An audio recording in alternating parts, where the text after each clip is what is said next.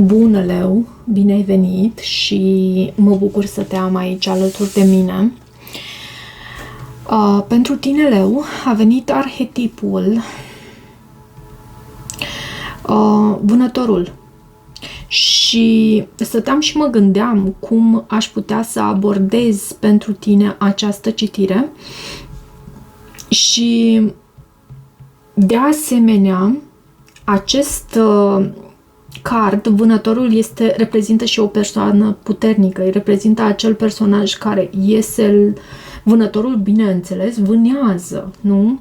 Și întrebarea pe care poate tu ar trebui să ți-o adresezi în această perioadă este: ce vânezi tu? De ce vânezi tu acel lucru sau ceea ce tu vânezi? Este necesară o anumită armă pentru a vâna ceea ce îți dorești? Și bineînțeles, aceste întrebări nu se referă, adică răspunsurile la aceste întrebări, pentru că arhetipurile sunt imagini primordiale, sunt imagini vechi pe care sau care există încă de la începuturi. Eu am să îți arăt acest card cât mai aproape posibil, pentru ca tu să ți-l imprimi în conștient și mai apoi în subconștient, pentru că astfel, și lasă-ți mintea să se gândească ce vrea să spună acest vânător pentru tine, sau ce anume vânezi tu în această perioadă. Sau ce anume este necesar să vânezi. Ok, hai să vedem și tarotul ce are să transmită pentru tine. Vom folosi etalarea Crucea Celtică și, bineînțeles, vom folosi și clarificări și un oracol am pregătit pentru tine la sfârșit de citire. Și este foarte interesant, cred că am menționat deja acest lucru de fapt, dar vânătorul este puternic. Puterea ești tu.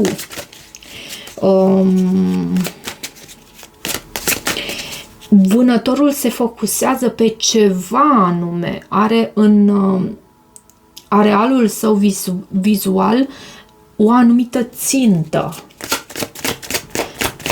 pe care încearcă să o cucerească, să o vâneze.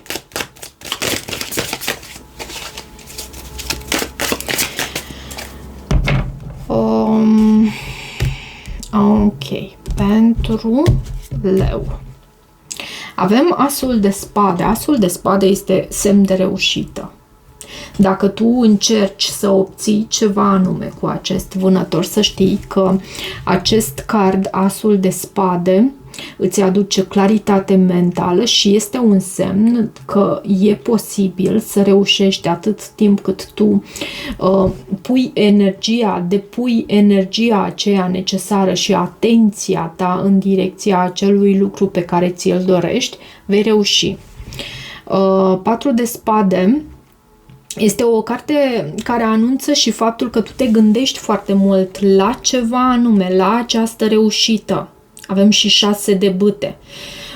Vizualizezi, te gândești, te rogi, pentru că acest 4 de spade vorbește și despre rugăciune. Este această persoană care stă în repaus pe acest pat, să zicem așa. În tarotul tradițional nu este reprezentat tocmai astfel, dar reprezintă o persoană care se recuperează și care, cred eu că cheia pentru tine aici este aceea că tu vizualizezi, meditezi și vizualizarea ajută, chiar ajută, doar că nu vizualizezi odată și lași lucrurile să vină de la sine. Repetiția este necesară. Repetiția este necesară. Ok, avem doiul de spade, foarte curios pentru că și racul a avut aceeași carte în aceeași poziție. 7 de monede, 8 de bâte. Imediat îți explic și ce vor să spună aceste cărți. 3 de bâte, luna, o arcană majoră, 4 de monede, 7 de cupe, 10 de spade din nou și a ieșit la început de citire pentru tine, 4 de bâte și regele de spade pe final de perioadă. Ce aș mai putea să spun aici în legătură cu arcanele majore? Avem doar o singură arcană majoră. Restul sunt arcane minore, ceea ce arată că lecțiile pentru tine, chiar dacă avem și unele arcane minore care sunt cu lecții ce aduc suferință, ce pot să aducă durere sau suferință, să știi că aceste energii se pot disipa mult mai ușor pentru tine. Pentru că avem puține arcane majore. Într-adevăr, această arcană majoră, luna, este uneori o carte care poate să vină și cu decepție și vreau să văd de ce acest doi de spade. Poate o decizie a ta este importantă în situația din momentul de față. Poate te simți blocat și vrei să pui lucrurile în mișcare cu acest 8 de bâte în subconștient. Dar ai și multe opțiuni, aș putea să spun, și multe lucruri din care tu poți să alegi și lucrul ăsta poate să te ducă și ușor la confuzie. De ce doi de spade? Pajul de bâte.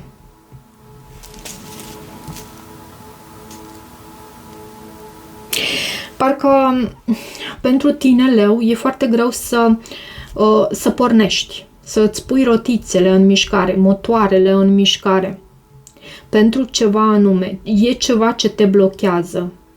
Și văd și această chemare cu această carte Judecata, această chemare din partea divinității pentru a face ceva anume, doar că te simți ușor îngreunat, te simți ușor blocat, te simți că lucrurile parcă nu se pun în mișcare foarte greu. De ce 7 de monede? Este vorba despre această așteptare. De ce 7 de monede pentru leu? 4 de cupe. Cumva universul, da, și avem lumea la baza pachetului, universul te ghidează să ai răbdare în tot acest proces, doar că tocmai a avea răbdare pentru tine e un lucru greu, pentru că vedem și acest card 8 de bâte la baza acestei citiri în subconștientul tău. Acest 8 de bâte este dinamic, se mișcă rapid și este și o carte a manifestării. Poate că această așteptare pentru tine e greu digerabilă pentru tine. Poate că tocmai această așteptare e greu digerabilă pentru tine. Și amintește-ți că tu ești la vânătoare de ceva anume. Încerci să vânezi ceva anume, să cucerești, hai să zicem așa, să cucerești, să obții ceva anume. Ai un anume obiectiv deja setat în mintea ta. De ce 8 de bâte? Soarele te reprezintă pe tine. Și 3 de spade. Vrei să lași durerea aceasta sufletească în urmă. Poate ai avut de a face cu un semn de apă, văd aici rac, scorpion, pești, poate ești într-o căsnicie cu această persoană și suferință există aici în privința felului în care comunicați sau e un adevăr aici care este și ușor dureros. E cu sentimentul acela de dulce acrișor sau dulce amărui sau ceva ce aduce și o oarecare doză de tristețe. Și văd la tine de asemenea dinamism și dorința de a pune lucrurile în mișcare. Treiul de bâte îl avem în energia pe care tu o lași în trecut. La tine nu mai vrei să aștepți. Tu lași această așteptare în trecut. Doar că să știi că te simți și ușor confuz pentru felul în care ai putea să abordezi. Uite, avem 3 de bâte, 3 de cupe.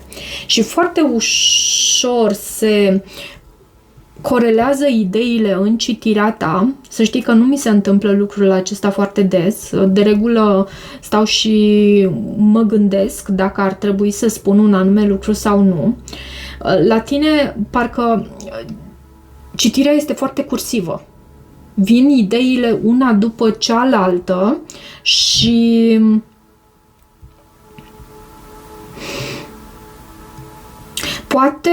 poate leul a avut de a face cu un trio sau cineva te-a pus într-o situație de genul ăsta, fără ca tu să fii vinovat cu ceva anume.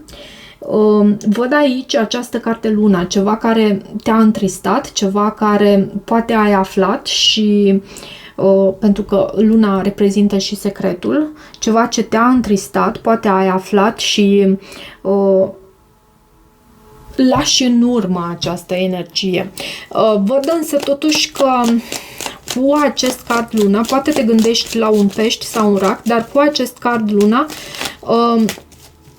încă mai e acea energie care se prelinge și în viitor. Mă rog, nu cred că este linger, vreau să spun din engleză, doar că în română e mai da. Luna, în gândurile tale, anunță faptul că poate tu ești trist cu ceva anume, e necesar să... Da, 6 de bâte este cartea ta. Poate că ești trist cu ceva anume și de asemenea e necesar să îți asculți intuiția și cred că ești îndemnat înspre a pune această energie pe care tu o ai mai mult pentru munca ta, pentru că astfel tu vei avea parte de reușită.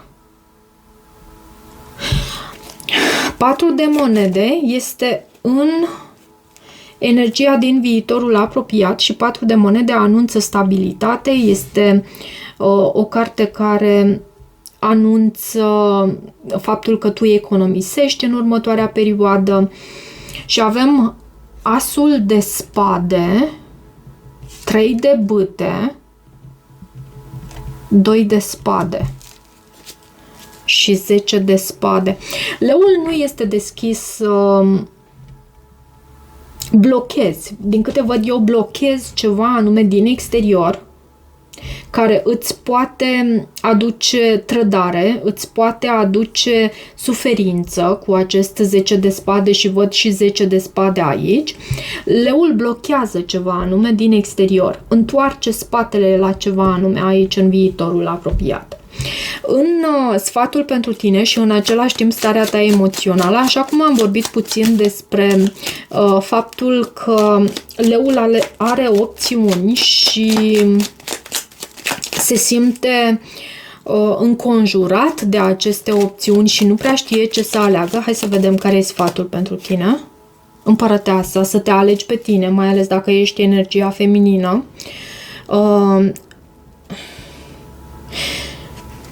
Și mai dăm eu o carte aici, pentru că am văzut și luna aici. Din nou, poți să ai de a face cu un rac sau cu un pești. Mai dăm eu o carte aici. Cavalerul de spade și diavolul. 9 de cupe.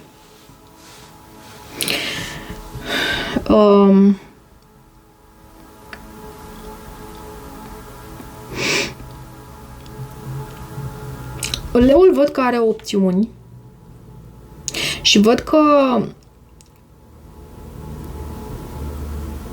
mai poate să vină și o energie în direcția ta care să vină cu toxicitate, poate ai de a face cu un Capricorn și atunci această nu e vorba despre toxicitate, dar diavolul de aici poate să vorbească despre toxicitate și vine în urma acestui cavaler de spade care vine impetuos, rapid, foarte activ, cu comunicare sau chiar acțiune.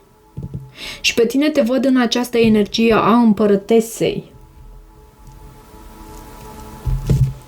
Ok. În exterior avem această energie a zecelui de spade. Zecele de spade, bineînțeles, vorbește despre trădare, suferință, încheiere. Acel moment în care... Dar este în exteriorul, în energia din exteriorul tău. Și avem roata norocului, cineva care încearcă să schimbe ceva anume, poate chiar un semn de aer, pentru că nu a vrut să intre în pachet acest rege de spade, poate o balanță, cineva care încearcă să schimbe ceva anume aici și să facă în așa fel încât această încheiere, poate ai de a face cu o încheiere și blochezi, pentru că am văzut acest lucru în viitorul apropiat, cu o încheiere cu un semn de aer, și blochezi această persoană, însă această persoană nu renunță. Văd că se luptă pentru a pune roata în mișcare și pentru a schimba această energie a zecelui de spade, pentru a face ca lucrurile să meargă între voi. 4 de bâte este cartea, nu știu, pentru mine vorbește foarte mult de casa ta, de sentimentul acela de acasă, poate oriunde să fie casa ta, dar să te simți ca acasă. De ce 4 de bâte? 7 de cupe și a venit întors. Acasă tu te simți în largul tău.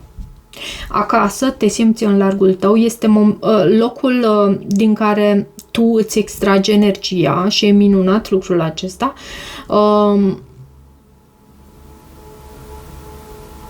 Poate că această confuzie pe care am văzut-o aici și în gândurile tale, poate să vină din exterior, cumva persoane care acționează într-un mod așa, care îți pune vălul pe ochi. Nu la propriu, bineînțeles, dar e un oarecare sentiment de învăluire, așa, și avem regele de spade în rezultatul posibil obținut. Așa cum am văzut aici, poate ai de a face cu un semn de aer, un gemeni, o balanță sau un vărsător. Ce este cu acest rege de spade? 8 de monede. Și 6 de spade. Văd progres cu această persoană, pentru că această persoană încearcă să pună roata norocului în mișcare și cred că va reuși. Văd că vei depune efort înspre o vindecare aici cu această persoană, înspre a armoniza ceva anume cu această persoană. Regele de spade, dar eu cred că este vorba despre un semn de aer pentru tine, Leu. Pentru cei mai mulți, cel puțin dintre voi. Dacă nu este o persoană, dacă nu este vorba despre un semn de aer, este o persoană, poate fi un avocat, o persoană puternică, o persoană, un lider, o persoană care se folosește foarte mult de cuvânt în ceea ce practică ca și job, în ceea ce face, în ceea ce muncește și știe să îl folosească într-un mod iscusit. O persoană inteligentă, astfel se prezintă această persoană. Hai să vedem acum și un număr angelic pentru tine și avem 222. Aliniere, conexiuni, prietenie, relații romantice, legături familiale, echilibru, alegeri în viață, compromis, angajament și încredere.